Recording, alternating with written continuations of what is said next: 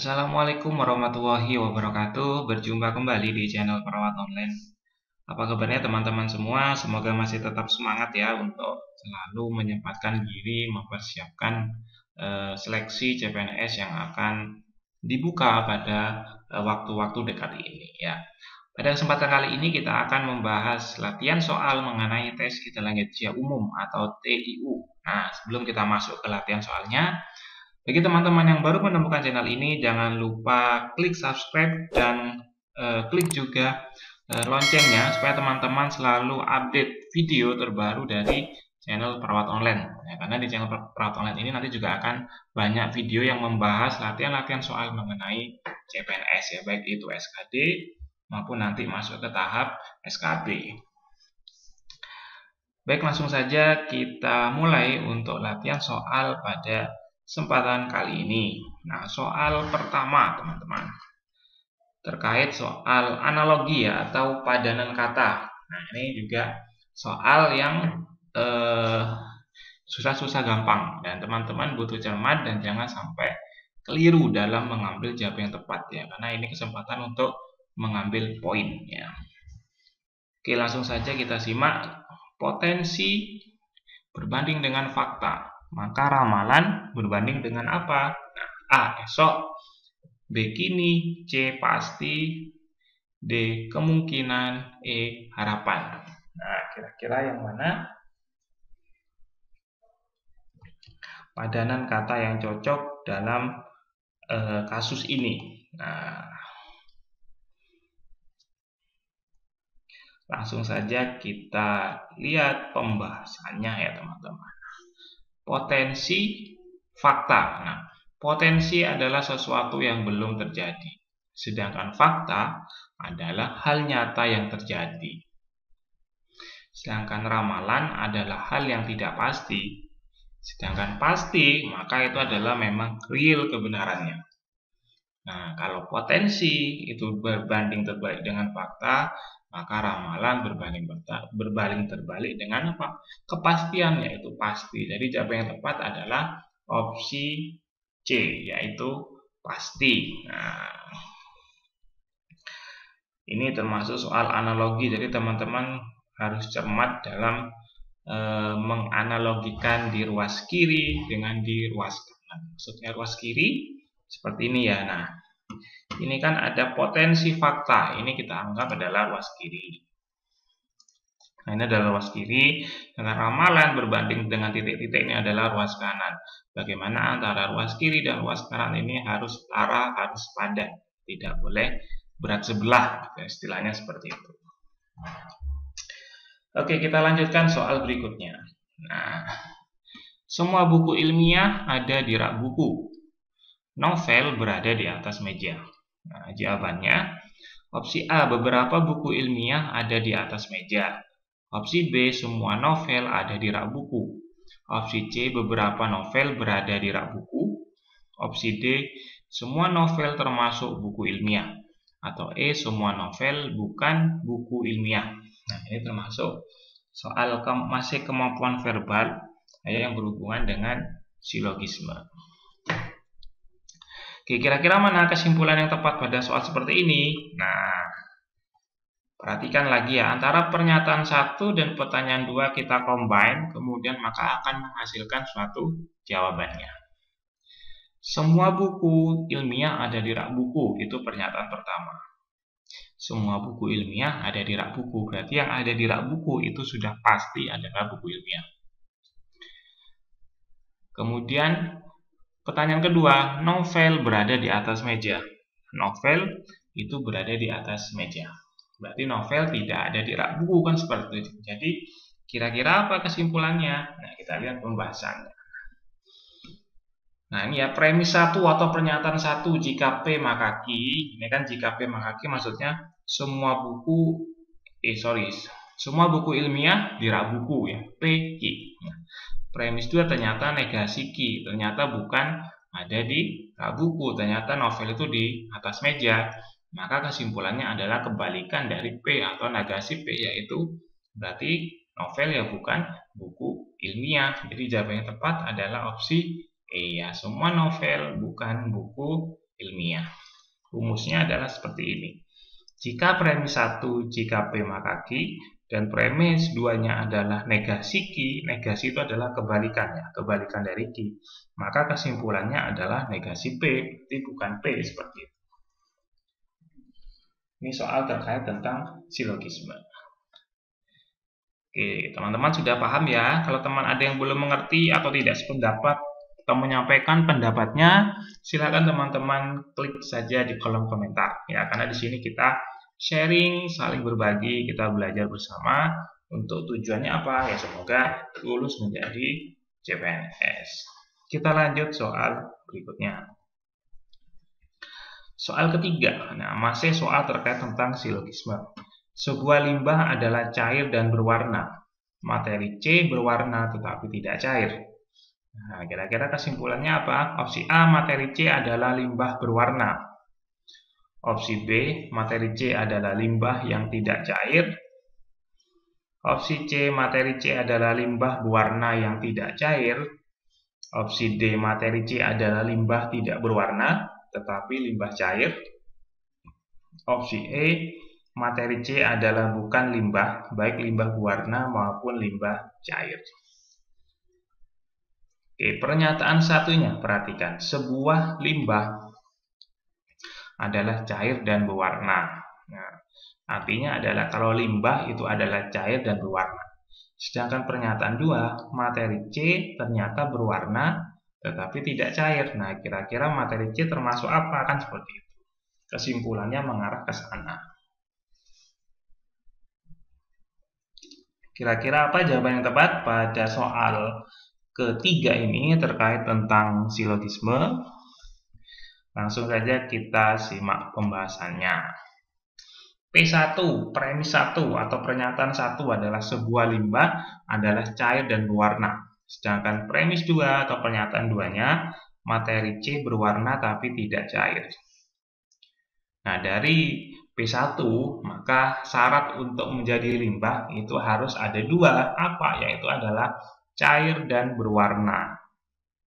Nah, sedangkan di pernyataan kedua atau di premis kedua itu dijelaskan atau disebutkan ternyata materi C berwarna tapi tidak cair, berarti hanya memenuhi satu syarat saja.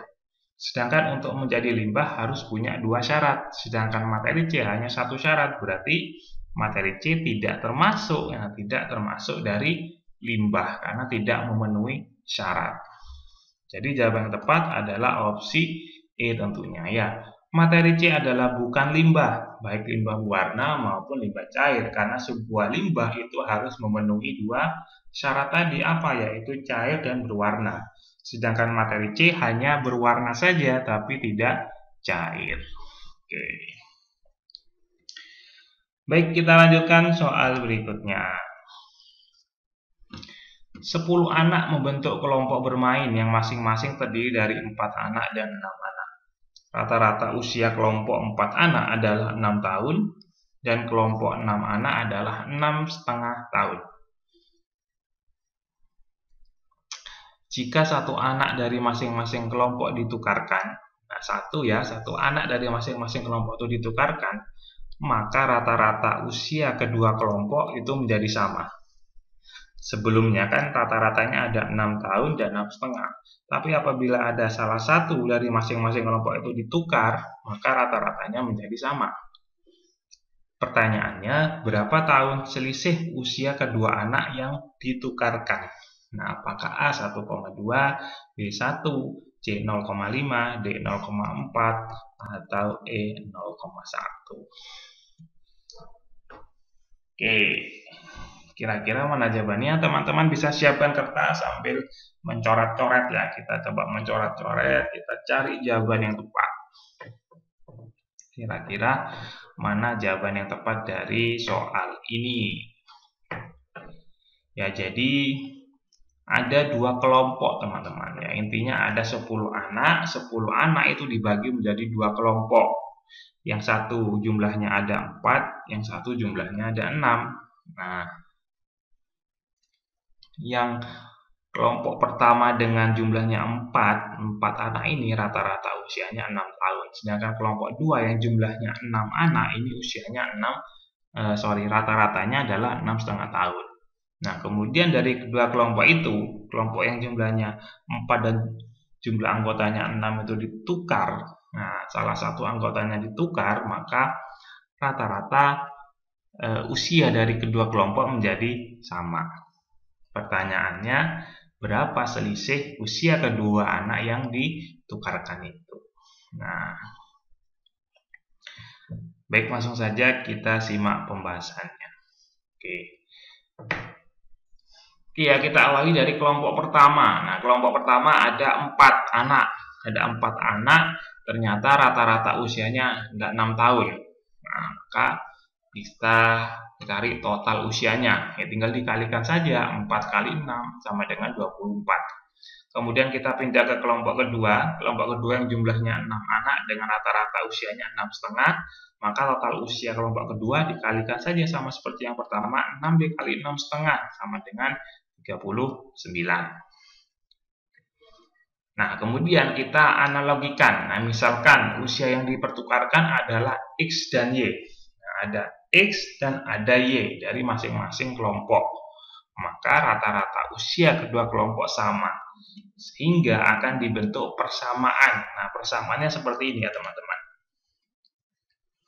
Ini ada 24 min X plus Y. Nah, karena kita sudah anggap usianya itu adalah X dan Y. Nah, yang kelompok pertama 24 dikurangi X ditambah Y dibagi 4. Nah, sebaliknya yang kelompok kedua, nah kelompok kedua karena kita yang ada orang Y, maka dibalik 39 min Y plus X dibagi 6 atau per 6. Nah, setelah ini baru kita samakan dulu penyebutnya. Cara gampangnya adalah yang di ruas kiri ini kan per 4 ya, atau dibagi 4. Nah, yang ruas 2 per 6. Nah, maka dikalikan saja. Yang ruas kiri ini kita kalikan 6. Sedangkan yang ruas kanan ini kita kalikan 4 saja, dibalik ya. Yang sini per 4, yang sini per 6. Yang ini kita kalikan 6, ya tinggal dikalikan 6. 24 dikali 6, 144. X kali 6, 6X. Y kali 6, 6Y. Kemudian yang sebelah kanan kita kalikan 4. Sehingga ditemukan 156 min 4Y plus 4X. Nah, setelah ini kita tinggal dipindah X dan Y kita jadikan satu ruas. Nah, sehingga ditemukan 10Y min 10X sama dengan 156 min 144. Kemudian 10Y min 10X sama dengan 12. Kemudian ini kita bagi 10. Nah, kenapa kita bagi 10? Untuk menemukan ini ya, untuk menemukan Y dan X ya, maka kita bagikan 10. 10Y dibagi 10 maka tinggal Y, min 10X kita bagi 10 tinggal min X. Begitu juga yang 12. 12 nanti kita bagi 10 sama dengan apa? Sama dengan 1,2. Nah, maka selisih usia yang dipertukarkan adalah 1,2 tahun. Jawaban yang tepat adalah opsi A, 1,2. Nah, seperti itu teman-teman. Oke, ada yang benar jawabannya di sini? Siap ya. Kita lanjutkan soal berikutnya. Andi pergi ke rumah paman. Jarak rumah Andi dan rumah paman itu 120 km. Jarak tersebut ditempuh Andi dengan sepeda motor berkecepatan rata-rata 40 km per jam. Bila Andi berangkat dari rumah pukul 8, maka ia sampai di rumah paman pukul berapa? A10, B11, C11.30, D12, atau E12.30. Nah, ini soal terkait tentang kecepatan, jarak, dan waktu. Nah, masih ingat rumusnya teman-teman? Kecepatan, jarak, dan waktu. Nah, cara mengingatnya gampang. Nah, kita kan pasti sudah hafal nama satuannya kecepatan. Kecepatan itu apa satuannya? Kilometer per jam ini. Nah, kilometer itu adalah jarak, jam itu adalah waktu. Berarti kecepatan sama dengan jarak dibagi waktu. Nah, oke, langsung saja kita lihat pembahasannya. Nah, ini ya. Oke, karena kecepatan sama dengan jarak dibagi waktu, untuk mencari waktu maka jarak dibagi kecepatan. Waktu, nah, maka kita masukkan jaraknya 120, kecepatannya 40 km per jam, maka waktunya adalah 3 jam. Ya, karena satuannya km per jam, jaraknya kilometer, maka waktunya otomatis satuannya adalah jam. Nah, maka kita tinggal menjumlahkan saja, berangkat pukul 8 ditambah 3 jam, maka sampai pukul 11. Maka jawaban yang tepat adalah opsi B, 11.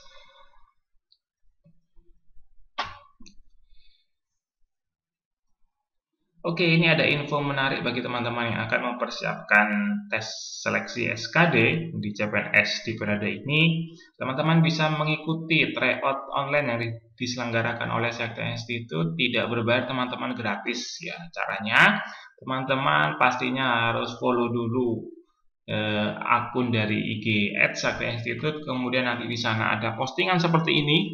Kemudian teman-teman tinggal ikuti saja ketentuannya. Dan jangan lupa tentunya isi form pendaftaran di link yang sudah disediakan, maka teman-teman nanti akan bisa mengikuti tryout online ini. Yuk teman-teman bisa manfaatkan kesempatan ini sebagai ajang untuk mengukur kemampuan teman-teman, kira-kira saya ini kurangnya di bagian mana, apakah di TWK-nya, di TIU, atau TKP, sehingga teman-teman nanti bisa lebih menggenjot belajar di bagian yang mana lagi. Oke, cukup sekian untuk video pembelajaran pada kesempatan kali ini. Semoga video pembelajaran tadi bisa menambah amunisi teman-teman, menambah bekal teman-teman untuk mempersiapkan ujian SKD CPNS di periode ini. Tentunya tetap semangat teman-teman, yakin lulus, yakin jadi PNS, dan siap jadi ASN. Ya, terima kasih. Saya akhiri. Wassalamualaikum warahmatullahi wabarakatuh.